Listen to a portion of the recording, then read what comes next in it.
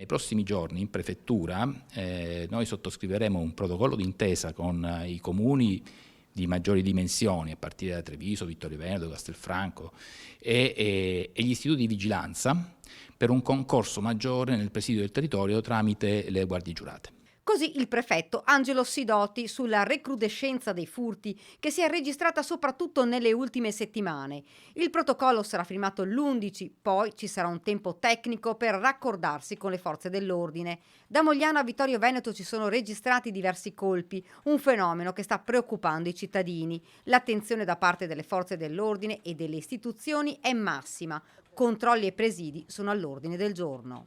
Assicuro comunque che l'attenzione delle forze di polizia sul reato in specifico di cui stiamo parlando è massima e invito anzi però le persone, visto che qualche volta capita di non chiudere perfettamente la propria porta, o per chi ce l'ha, di non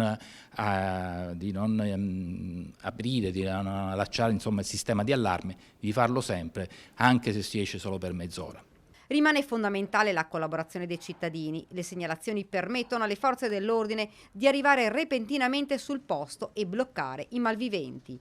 I furti in abitazione, tentati o riusciti, sono aumentati. Il periodo di Natale è quello considerato maggiormente a rischio. Un reato molto grave che giustamente allarma la collettività, perché non è solo un reato contro il patrimonio, ma è un reato anche contro la inviolabilità del domicilio, cioè contro la sfera della vita privata in cui una persona raccoglie i suoi affetti e si dovrebbe sentire più tranquilla.